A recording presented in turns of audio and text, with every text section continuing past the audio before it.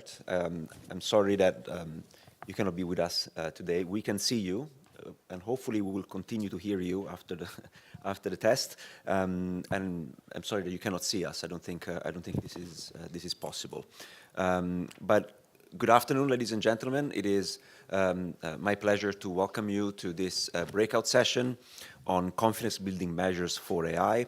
This is the opportunity for us, UNIDIR, to launch a report that was released just a few weeks ago. That is kind of the result of a year-plus long research effort, really trying to unpick a little bit and unpack what are some possible avenues that states could explore with the help of the multi-stakeholder community when it comes to developing confidence-building measures, specifically for artificial intelligence.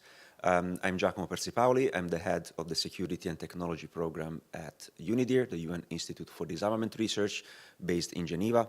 And I'm joined today by a great panel of experts, as well as by my colleague, Ioana Puskas, that you see on screen. She's the main author and the principal investigator for the report. So if you have any difficult questions, I'll direct you to the screen. She would have loved to be here with us today, but unfortunately she couldn't do it. So I'll be moderating, and also in case she cannot hear your questions, I will be relaying your questions to her during the Q&A. So I will also be introducing speakers as I give them the floor, but just to give you a little bit of a framing of why did we decide to look at confidence-building measures for AI. Clearly, confidence-building measures are not a new thing. They've been around for a very long time, and they've worked quite well in a number of occasions to strengthen stability, to avoid escalation from the most tactical level, if you want, CBMs that have been used to, for incident management, to the more strategic ones. They've proven to be very reliable tools that states have used to build trust, transparency, and maintain international peace and security. We thought that in the current geopolitical context, where perhaps it might be more difficult for states from all across the globe to come together and agree on more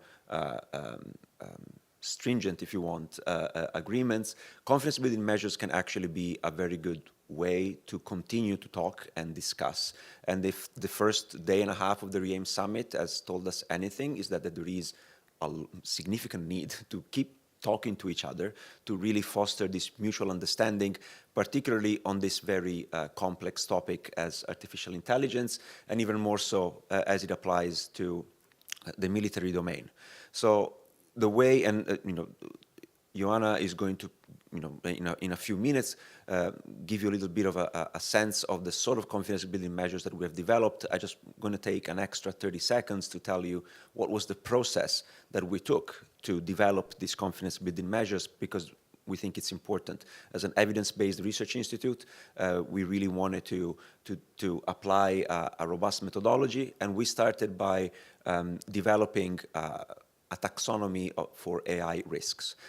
We thought that, in order for us to be able to design or to propose confidence-building measures for AI, we needed really to understand what are the unique risks that AI brings to international peace and security. And if any of those risks require new confidence-building measures to be developed, then we propose them. But there, we also encounter quite a few situations in which already existing confidence-building measures are perfectly fit for purpose. So we don't need necessarily, just because this might be a relatively new technology or a new way of using this technology, it doesn't necessarily mean that we need to build a whole new architecture. There might be already tools out there, including confidence-building measures, that can be leveraged. So we did a mapping of AI-specific risks that resulted in the publication of a taxonomy last year. And then the second phase of the study, which is the subject of this presentation and of the latest report that Ioana will present, really focused on, okay, if these are the risks, what can we do to mitigate them? So I'm now going to briefly introduce our distinguished speakers, and then I'm going to give the floor to Joanna that is going to run us through the presentation, and then I have a few questions for our panelists. So starting the far left of the my far left, probably your far right, if you're watching this from the audience of the stage, we have Mr. Paul Dean, who's the Principal Deputy Assistant Secretary in the Bureau of Arms Control, Deterrence and Stability at the U.S. Department of State. Then we have at his right, Mr. Wouter Jurgens, who's the Director of the Security Policy Department with the Dutch MFA. And then here, my immediate left, Dr.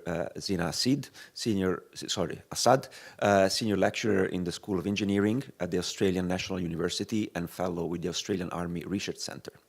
And as I said, I'm also very pleased to introduce you my colleague, Joanna Puškas, that is online. She's a researcher with the Security and Technology Program at UNIDIR, and as I mentioned, the principal investigator for both phases of the study.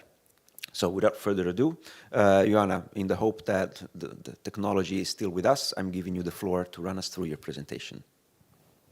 Thank you so much, Giacomo. And I hope indeed that you can all hear me. We had a bit of a technical glitch earlier. So yes, I hope you can hear me. So yes, we can. You. Don't worry, we can.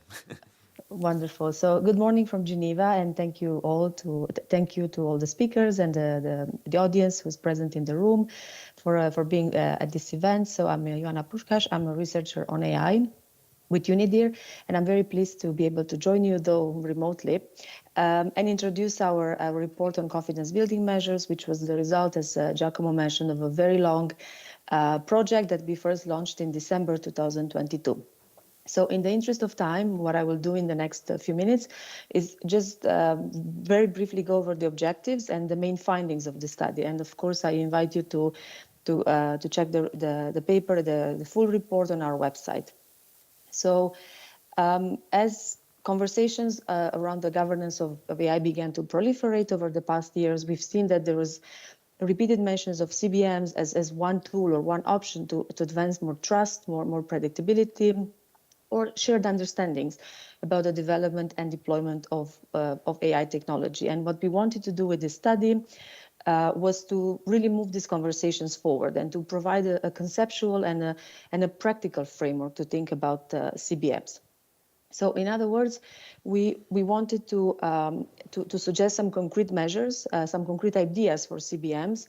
They are not necessarily championed or promoted by UNIDIR, but just as an idea to stress test in a way those ideas with states. So a strong added value of this project is that it engaged states at the multilateral level, and we were able to collect perspectives from a very diverse group of states through a workshop and surveys that we conducted. And the idea was really to understand where initial levels of comfort were and how states view CBMs apart and beyond just saying often that they encourage the development of CBMs or they are interested in CBMs. We wanted to really see how they feel and how they think about concrete measures that could be proposed. So I'll skip to just say that, of course, the first part of the study, which I will not dwell on too much today because it's more theoretical, was to first also develop a typology of CBMs where we looked at sort of the long history of CBMs in the past decades to understand in a way how measures around other security areas developed and emerged and what kind of concerns they address. And we developed a typology that then sort of inspired us to come up with some concrete ideas on CBMs for AI, which we discussed with states. And I think this will become clearer and clearer as I go over the next slides and tell you about the process that we developed. So as I mentioned, we suggested some concrete ideas for options for CBMs, which included a very diverse, very heterogeneous list of possible measures, as well as diverse implementation options. So we really wanted to see when faced with a very broad range of options and measures, what states choose and how they feel about these measures. So, for example, some measures that we proposed focused on addressing very narrow military or security concerns. One suggested CBM, for example, was to promote military-to-military exchanges to discuss various scenarios. Another suggested option was to promote application or domain-specific CBMs and agree on key principles and approaches in the form of a document.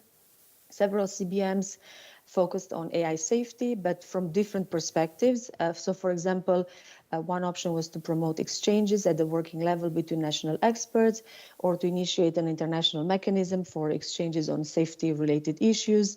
On the other hand, other ideas that we put forward, as you will see, the first in the list here, for example, were focused more on unilateral actions. So the idea here was, for example, for states to promote the elaboration of national AI strategies, this in itself being a CBM that could work. And other measures were such as CBMs focused on non-proliferation, included both options for unilateral and multilateral implementation. So as you can see, for some of the measures that we proposed, there were several options on how to implement it and the kind of level or the kind of engagement that was needed to promote those measures. And with this, of course, the range of tools, the range of possibilities expanded, and it became more complex for states to to assess feasibility. So, of course, the full list of CBMs of measures that we suggested and the implementation options is quite long. I will not go through through each and every one of them, and the full list is of course in the report.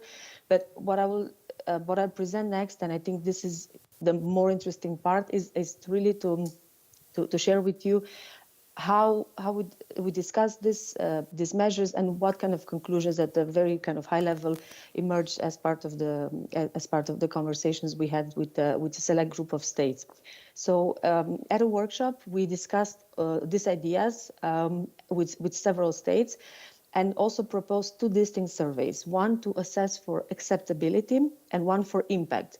So the idea was to first assess how politically acceptable those options were to states, and second, to see how they view the impact of those measures, because there is a difference between, of course, considering an idea to be acceptable and one to be impactful enough.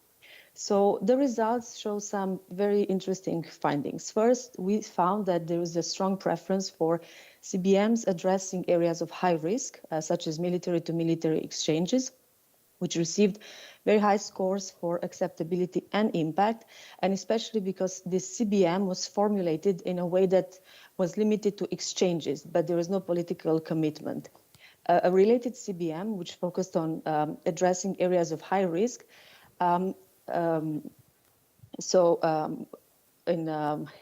across various domains, scored relatively lower, and this is possibly because it was formulated in a way that contained a form of commitment. Other results varied for the same CBM. So, for example, depending on the implementation option that was suggested. So, for example, CBMs focused on AI safety. There were several that sort of had AI safety as a main theme, but they received different scores. They overall received high scores for acceptability, but there were different scores in terms of how states view the possibilities for implementation. Excuse me. So if the option was to promote exchanges between national experts or track 2 exchanges, the scores were relatively high, but the overall score for CBMs focused on safety was lower if the implementation option was to create new international mechanisms. So in some cases, the scores for impact were quite high, which suggests that states did acknowledge the impact of that measure to be quite significant, but its political acceptance was still considered less favorably. And that may be simply because many states would prefer a more cautious or more gradual work on such measures. And interestingly, among the highest scores were for a unilateral measure that I also mentioned earlier, which is the promotion of national AI strategies. Also, perhaps due to the relatively lower political cost that is perceived to come with this measure, because it requires unilateral action and is not necessarily a form of commitment. At the other extreme, the lowest scores were given to the option of creating a GGE, also a group of governmental experts on CBMs at the UN level. And here it's important to take into account several factors and the difference between what is seen as desirable and what is considered feasible. Just that it's important to contextualize the reluctance for creating new mechanisms. So there was a sense during the discussions we had with states that it's important indeed to avoid application of efforts, and also that there is a challenge that many delegations, particularly smaller delegations, face when it comes to capacity. So they are not able to participate in too many processes at the same time, simply because of a lack of capacity. And some of these points, indeed, also, I will just summarize now, sort of the more general conclusions that came out of these conversations. So some of the points I mentioned earlier were really echoed in the discussions we had with state representatives, where there was a strong emphasis on the importance of capacity building. And the other important points were related to the strong value of discussing CBMs at the multilateral level. So states indeed seem to be very favorable to discussing CBMs in the multilateral domain, because they consider this ensures that the international community can promote understandings of risks and of standards that are truly shared globally. And further, participants also noted, for example, that conversations on CBMs tend to overemphasize risks, and this is and it's important to remember that AI also comes with many and important opportunities from military uses to SDGs. So they really wanted to stress that it's important to keep the conversations on CBMs focused on specific concerns and not sort of consider that all of AI comes with risks and it's all about risk management. So I will really swiftly move to just even more general conclusions that emerge from our study. So there is, in general, we noticed also in our discussions with states, there is a very strong appetite for continuing the dialogue on CBMs, which were seen as providing an important opportunity to have a meaningful dialogue and a way to establish guardrails. But the major challenge remains for many states to one of degree rather than of desire to engage in CBMs, and that problem, the problem of degree, is rather of how far states are willing to commit, at least in this early phase, in this early stage of the discussions. And another important point that came up, and I think it's sort of also a good way to sort of conclude the presentations, is that states wanted to sort of send a cautionary note about avoiding too many proliferation, having too many forums to discuss this. So one participant said, I think tellingly, that it's important to avoid the proliferation of non-proliferation discussions, because this in itself can be dangerous and lead to a sort of a complex and complicated duplication of efforts that in the end is counterproductive. So just in the interest of time, I will stop here, and I really invite you all to read the report. There is much more sort of there's a richer discussion there and a description of the process that we took with the project, and also with the discussions that we had with states, which are really I think very telling. So thank you for this, and I think we can move to the panelists. Thank you. Thank you, Joanna, for the presentation.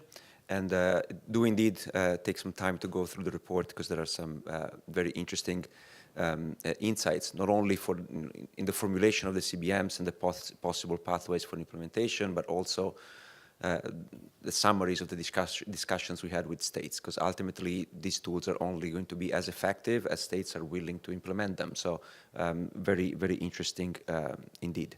So we'll now transition to some questions to our panelists, and then we will have time for the Q&A with you. And I'm conscious of the time, and I don't know if, Wouter, at some point you may have to... No? Okay, perfect. Even better. Great news. So I'm just going to, nevertheless, start with you and with Paul. what is your general what are your general views on CBMs for artificial intelligence? How can we do we need them? If yes, where should we start, and how can we advance them? Please. Well, thank you very much. Also for this being part of this panel. I think it's extremely useful. Thank you, Joanna, for the very useful study that you just presented. I'm not going to pretend that I'm an expert on CBMs, so you have to bear with me. But I do think that CBMs can play a very important role in enhancing trust. And there I think the first consideration we should have is a bit of modesty, because inevitably in such a complex domain as AI, it's going to be very challenging to start establishing trust, because the level of knowledge that is required to even share have a common understanding of the exact risks is, I think, is the start of the debate. So I think we should learn from various areas where CBMs have been very successful in the nuclear domain, but more close to my own experience in the cyber domain, where, for example, the OSCE had a very successful set of CBMs that in a also complex technical domain of cyber, a domain where also you have, contrary to the nuclear domain, both a very strong civilian and a military, or if you will, an economic or a security context. And I think there we should look for the examples that have worked in the past. And I think we should be modest in how we start. And I think the study has highlighted a number of elements that could be useful. Sharing a lexicon of the terminology. What do we mean with certain terms? For states, sharing information about their own AI strategies.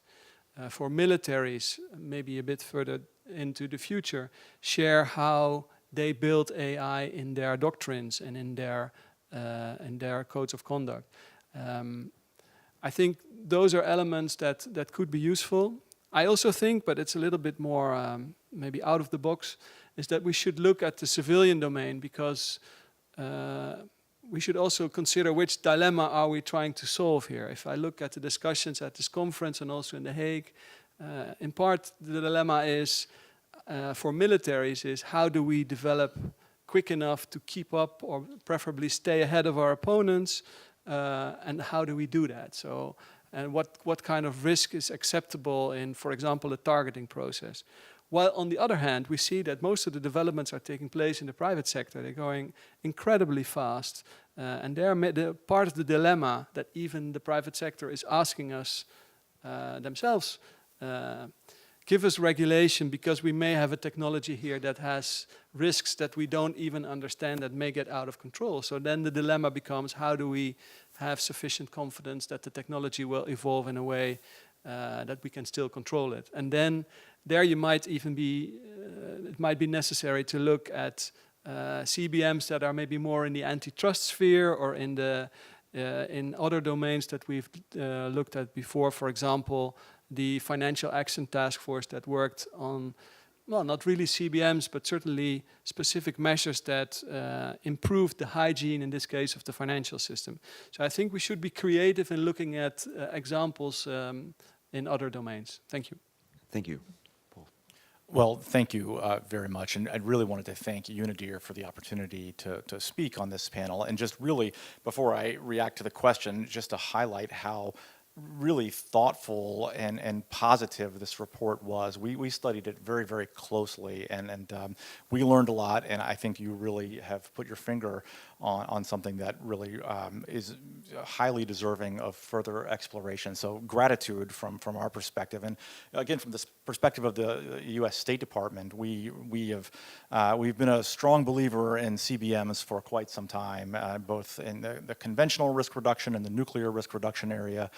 We see huge utility and value in measures that can increase confidence and reduce the risk of an unintentional escalation based on mistake or misinterpretation. And so I do think this tool set is highly applicable to the military AI sphere. And I think in that regard, I'd want to share some positive news that the international community is beginning to really adopt some of these kinds of confidence building measures that you highlight in your report.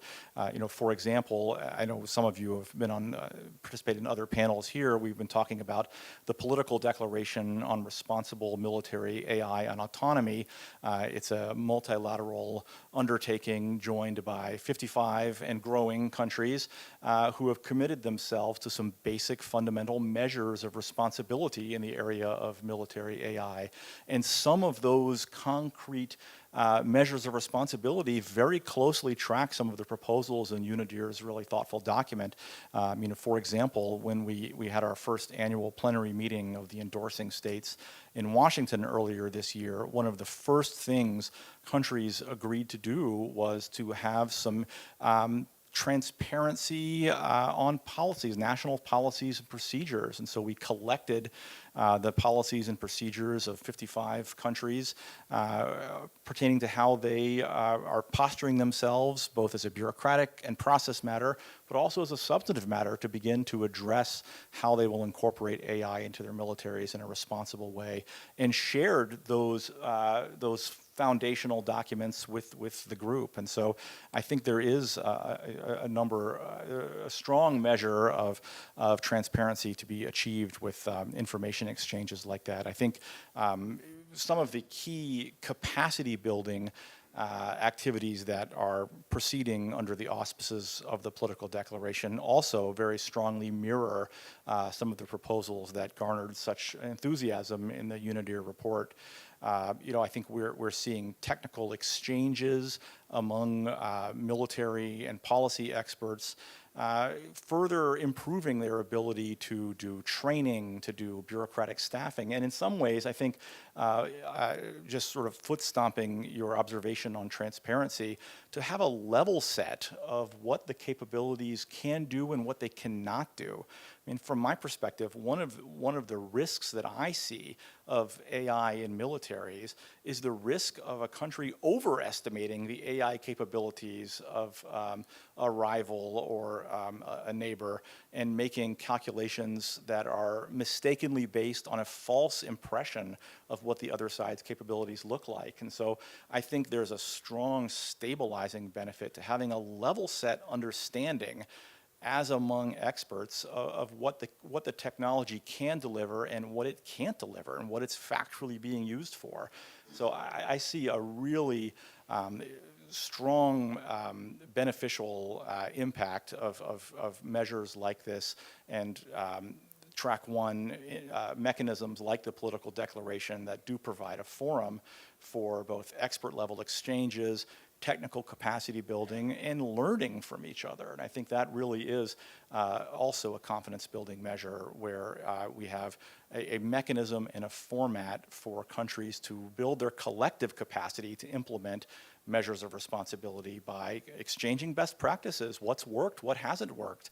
And we certainly, speaking for ourselves, learned an enormous amount from the presentations of our colleagues at the March plenary, and we continue to learn from the working group activities that proceed under the political declaration. So just a short report from the track one community that we really value this kind of analytical work, and I think in some ways we're thinking along really parallel lines and starting to implement based on some of the practice that we have experienced with respect to conventional and nuclear and cyber confidence building measures, and applying some of those lessons learned to the military AI context. I think it's been quite fruitful, and we look forward to hearing more from UNIDIR going forward on new ideas for how we can really advance this collective mission to ensure that when we do incorporate AI into our military operations, and states are and states will, that we're doing it in a way that's transparent and stabilizing and in accordance with some really thoughtful rules of responsible conduct. So thank you so much for the report, and thanks for allowing me to participate in your panel. Thank you. Thank you for both your comments, but also for your positive feedback on the report. It means a lot to us. So I just wanted to build on something that you both kind of mentioned in your interventions, which is lessons that can be learned from other domains where CBMs have proven to be useful tools to perhaps to complement existing regimes, whether treaty regimes or normative frameworks. So can you elaborate a little bit on what you see, what you've that is working in other contexts that could be transferred to the context of AI? And in a way, particularly, Wouter, I'm also curious to know about the REAIM. One could argue that the REAIM process itself, it's a type of confidence building measure. The summit, today we're here, 18 months ago we were in The Hague, that's kind of the culmination, the event itself, but the work that goes in between and in preparation with all of the regional consultations that were made, all of the kind of the discussions that the REAIM Summit kind of triggered between states is in itself possibly, even if it's not codified as such, is in itself a form of confidence building. So, Wouter, perhaps we start again from you. What is your view in terms of lessons here?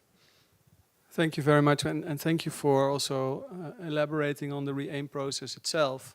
And I do agree that being together here and discussing various elements of artificial intelligence in the military domain and discussing and trying to unpack the way in which responsible behavior can be promoted is indeed, could be seen as a confidence building measure as well. It certainly is intended to promote understanding. For The Hague, the first one was, of course, demythification as well. What can AI do and what can it not do? I think we're taking the next step here in Seoul in trying to build it into what the blueprint is intended to be, a set of actions moving forward.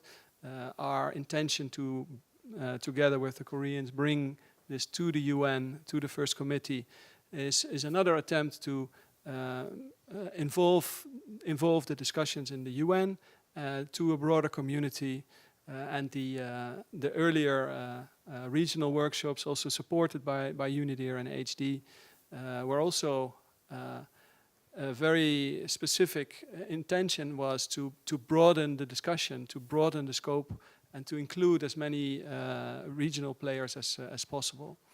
And I think there the linkages with the cyber domain are also clear. We're trying to build a community that is engaged with this topic, and we're trying to, at the same time, to make sure that elements like capacity building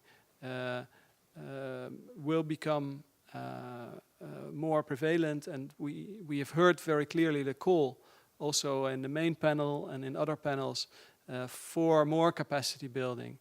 Because this is, we have to see and be clear about this, a complex topic that requires a common understanding to enable all of us to participate in these discussions. Because one thing is clear, it's going to affect all of us.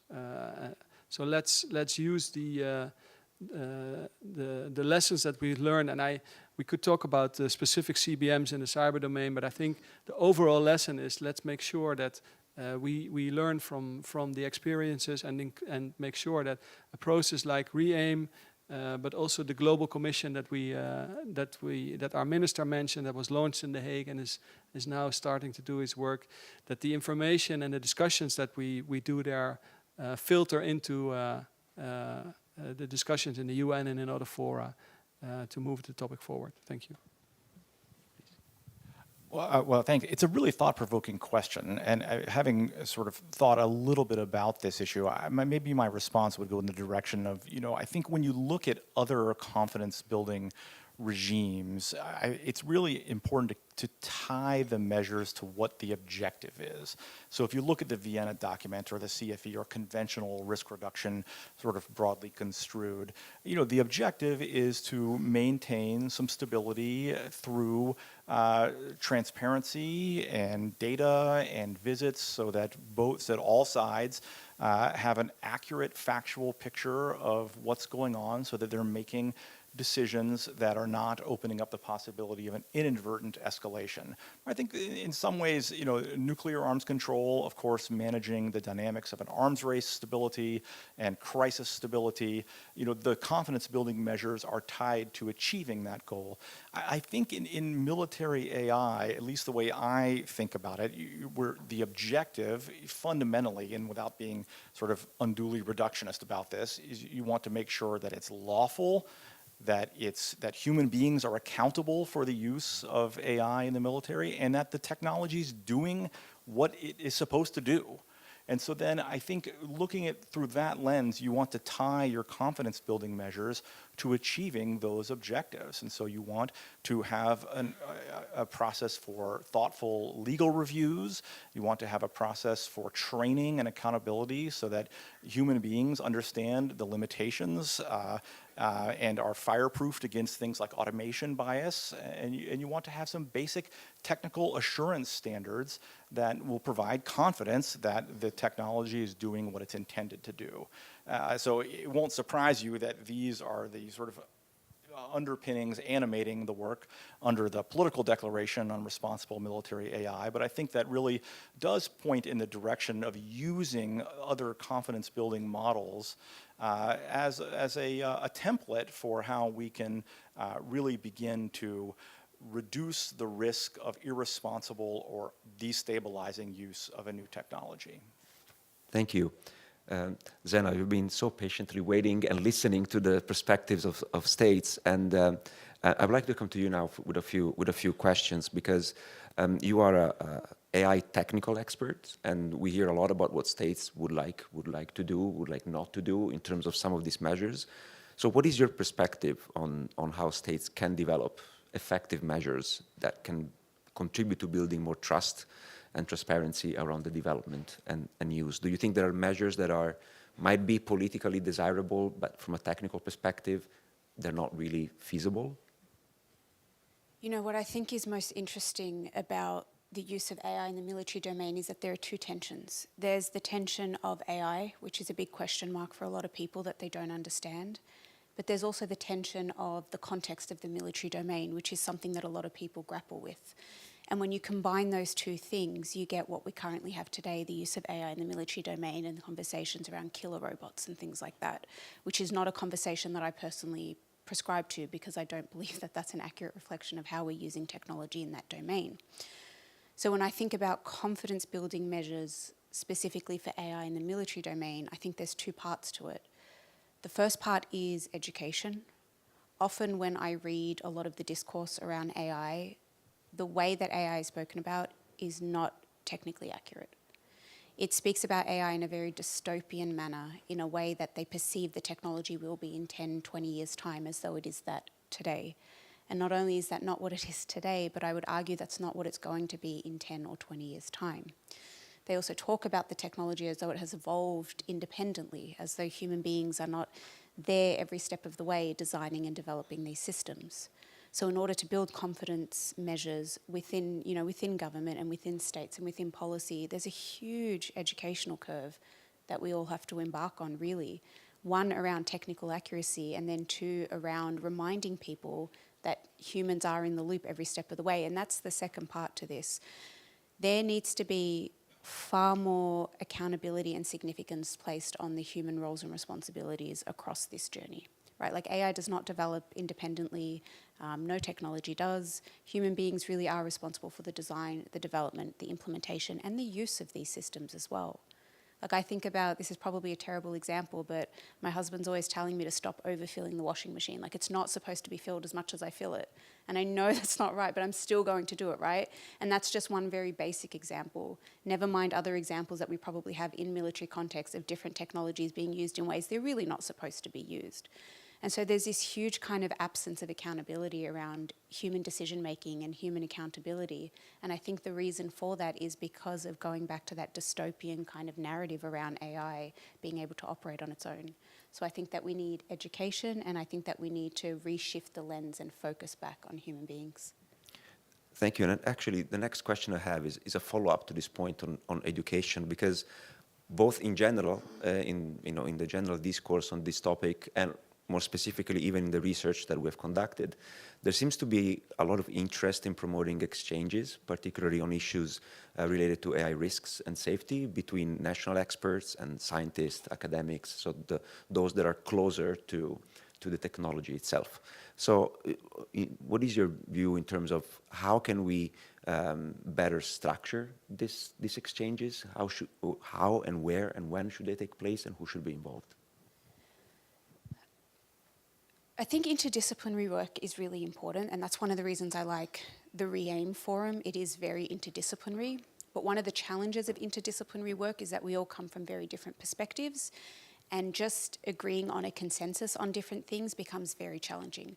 Now, I know the report that you've released does have a lexicon on definitions and things like that, which I think is fantastic.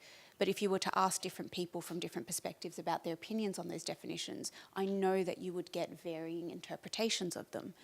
And it's really difficult because you can't tell somebody, well, no, this is factually the correct one and you are factually incorrect, because realistically, from different perspectives, different definitions do hold. So I think one of the key things here is being very contextually specific when we're looking at definitions and when we're looking at taxonomies for things. And the other thing that I think is really important, and it's something that's reflected in this report as well, is taking a risk-based approach. We have different risk thresholds for different contexts, and the idea of a kind of unilateral approach towards AI in any domain is not going to be effective. So I appreciate a risk-based approach, because I think it is both contextual, but I think it's also specific to the different thresholds that we all have. And I don't believe that it is going to be a one-size-fits-all solution for everyone. Thank you. So thank you very much to all of our panelists for their initial thoughts. We now have about 15 minutes to get any questions from the audience. Please just raise your hand, and I'm sure a microphone will reach you. If you can please speak in the microphone so that Joanna can also hear you, and if you don't mind, introduce yourself before you ask the questions. So please, here in the third row.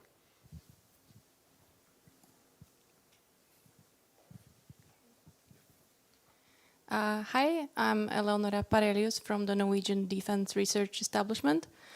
And I was just going to react to something you said, that we're trying to make, or we're often thinking about what we imagine AI to be in 20 years. How do you think we can balance this need to stay current with the research, and maybe even have policies that will be good enough 5-10 years ahead, while taking into account what is realistic? Because I think a lot of policymakers are worried about the possibilities, and these possibilities are being sometimes exaggerated by especially in the private sector. And I think it's a difficult situation to make a policy for the future without falling for this hype. Thank you. I think anticipatory policy is really hard, and I work with some of our policymakers in Australia, and one of the things that they struggle with is public acceptance of the policy that they're producing. So they have two battles that they're fighting. They're trying to develop policy that is going to stand for, the near future, the 5 to 10 year time frame, but they're also trying to develop policy that the public will accept as the correct policy, and that's really hard, especially with this kind of technology. One of the things I've really advocated for with the work that I do with our policymakers in Australia is having educational frameworks that accompany any policy that is released, so that when people question the policy, there's some kind of justification for why they've developed it in the way that they have. But to answer your question on how to develop policy that is going to be applicable in 5 to 10 years' time, I would argue that you can't always do that. And so one of the things that we do with, when I work with these policymakers in Australia, is that we look at policy as an amorphous thing. It is valid in the current context as it is right now, but it's something that's revisited every year, especially in the technology domain. It's really hard. And I think policy and regulation in particular have historically been quite, they've had a long legacy, right? Like, it's really hard to change policy and it's really hard to change regulation. So one of the challenging things has not only been developing the policy, but developing different ways of doing policy. And I think that's the only way to move forward to make it more accurate for the current technological situation. Thank you. Please, I have another question here.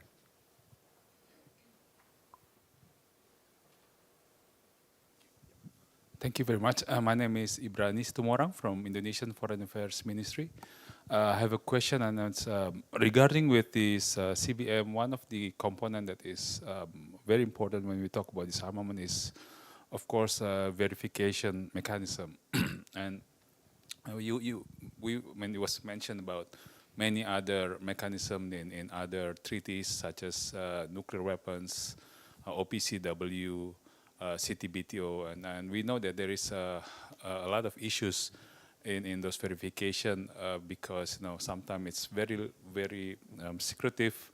Sometimes it's limited to the owners of those nuclear weapons, for example.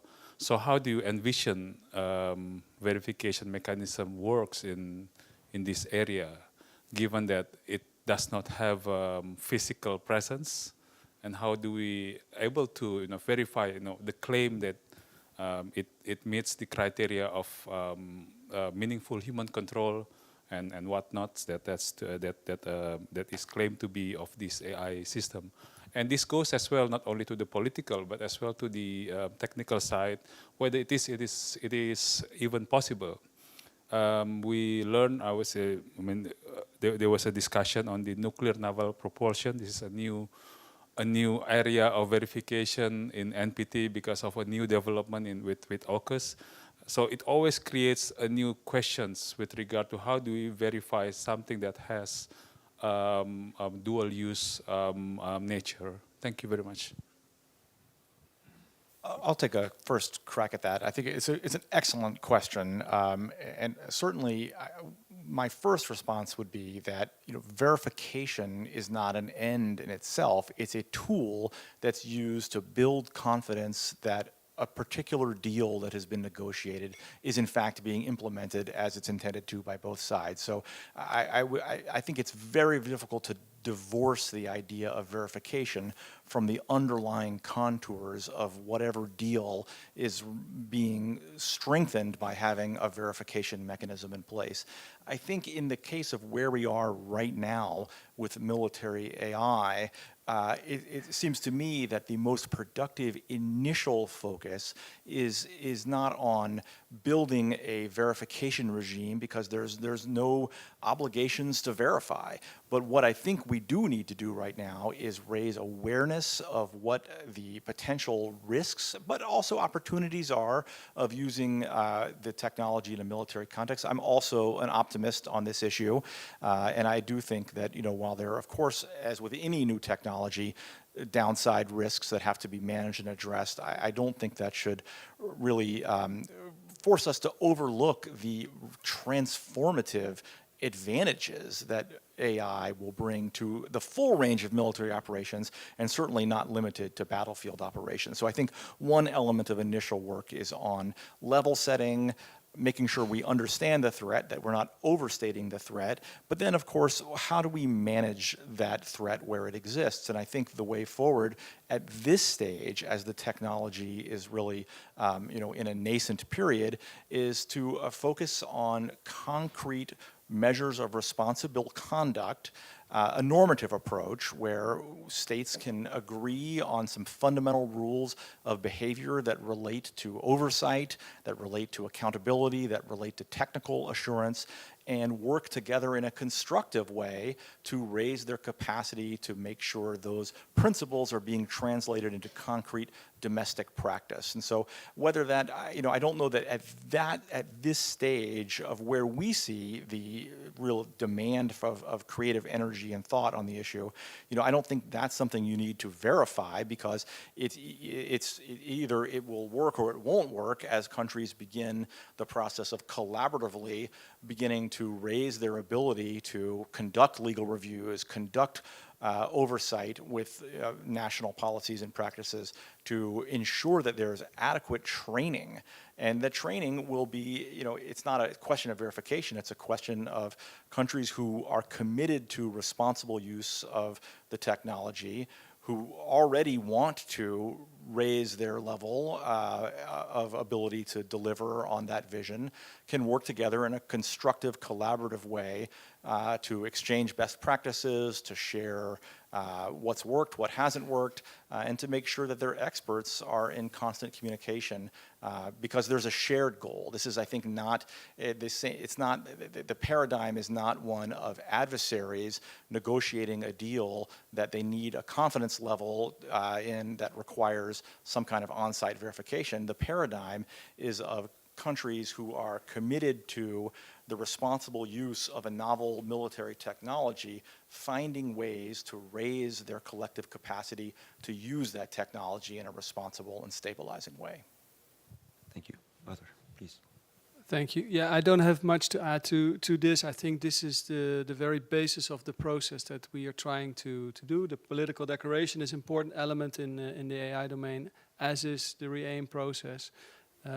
I think maybe to add one element, and it's not verification, but I think if we engage in the process of setting norms, either through first starting with CBMs, but also the discussion about normative behavior, responsible behavior, in the end also when we in a broad community agree on certain norms and principles, this is of course also a tool to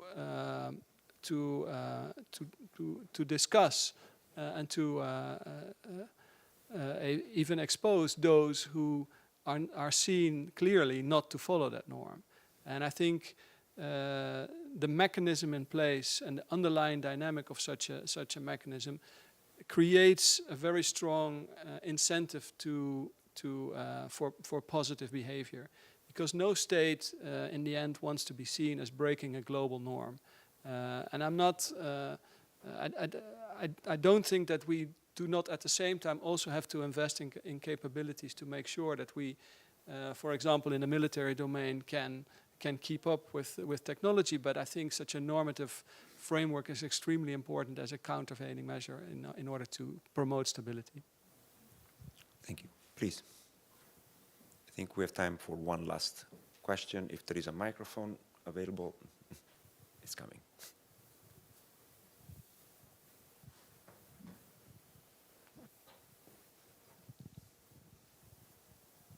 It's on, please. Hi, Brianna Rosen from Just Security and the University of Oxford. Thank you so much for what's been a really interesting panel and report. I wonder if there are any particularly effective approaches to confidence building measures, in your view, that are more effective with democratically aligned states than with authoritarian regimes who may also be competitors or adversaries. Is there any particular difference when it comes to the effectiveness of confidence building measures when we look at state type and whether they're allies or competitors or adversaries? And relatedly, you talked a little bit about learning lessons from confidence building measures in other domains. Outside of the AI context, what in your view is the most applicable model to take those lessons from? Any takers? Well, it's a very interesting question, and I think the nature of government, whether it's democratic or maybe more autocratic, I think influences the way in which governments have to be responsive to broader discussions and their own public opinion. Of course, I'm not sure. I think the strength of normative systems is that they include all types of governance, because inevitably, if you have norms for only a very small group of, in this case, states or actors even, that norm will be less effective than if you have a very broadly accepted norm. I mean, if I look at the discussions in the cyber domain, the GGE on cyber, they had a number of iterations, and it took a long time to come up with norms that would be acceptable to a very broad group of states. Was brought to the broader UN audience later, and I think is now a set of norms that is accepted by a very diverse group of states, and I think that is the more effective one. I mean, it's easy to agree on norms with only your friends, but I think you can question whether they are effective or not. I think to have an open process could be an important promoter of normative behavior, I mean, starting with a smaller group and then building it out to include other stakeholders or countries could be an effective way to promote that. And I think, again, we can take lessons from different domains, and I think different aspects of AI require a look at a different domain. There could be lessons from non-proliferation and traditional arms control, but also, for example, from cyber and even from civilian domains. Thank you. I would like to give you the floor, but we're running a little bit against the clock. So in the interest of time, I just would like to go back to all of you for your very final thoughts. Actually, I'll come back to you, Joanna, as well on screen. 30 seconds. If the people here in the room would have to remember one thing of this event, do the wrap up for me. Help me out. In 30 seconds, what would be the one thing that you would like the audience to take home? Maybe perhaps we start with you, Zena. Sorry, Joanna. So should I go first? Yes, you go, Joanna. Sorry, Okay. Go ahead. Sorry, I misunderstood. So thank you all so much. Really, I've been listening very carefully, and it's been absolutely fascinating to hear these points of view on. So what are the processes? I think a fundamental thing that underscores any CBM process, and especially something that was reiterated repeatedly in our conversations with states, is really the importance of transparency. So if you don't have transparency in how you discuss about risks or about your concerns, the process cannot advance, simply because you need a shared understanding of how you see the risk, how you see the technology, and that has to be shared, or that has to be shared in a transparent way with others, so that you can advance in a meaningful way these conversations. So I know that perhaps it's a bit of a cliche or a sort of an obvious thing to say, but transparency is really fundamental to this, and it was also highlighted by several states at the discussions we had with them, and without going into detail, these were very different states with different sort of approaches to regulation, to norms, to multilateral processes, but they still all viewed sort of transparency as very, very important for meaningful dialogue. And with this, I'll conclude here. But thank you all, and please have a look at the report to learn more about the project. Thank you. Thank you, Joanna. Zena, please. The one key takeaway I think I'll leave you with is that confidence and knowledge are very closely tied. The more we understand something, the more confidence we have in it. So I think education is the key factor here. Thank you. Walter, please. For me, the challenge is to combine building confidence and urgency, which seems to be impossible, but maybe necessary. I think really the key at this stage of building confidence that military AI is being used in a responsible way is having the international community coalesce around a normative framework that governs that use, and really taking concrete steps to build our collective capacity to implement that framework. Thank you. Thank you very much for staying with us, even if we are a couple of minutes behind schedule. I would like to thank you for your questions, for participating. I would like to thank our panelists and my colleague Joanna, who is joining us from Geneva at a very unsocial hour, because it's 7 hours behind. And I would like also to take the time to remind everyone that UNIDIR is a voluntary funded organization, so none of the work that we do would be possible without the very generous support of our sponsors.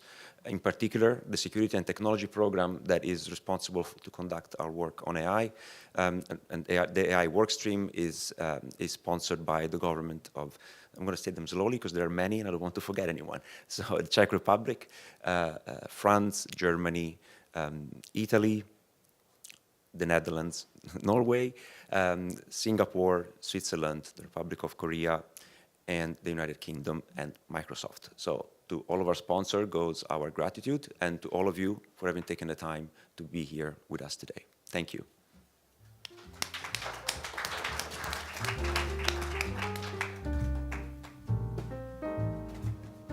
Thanks, Joanna.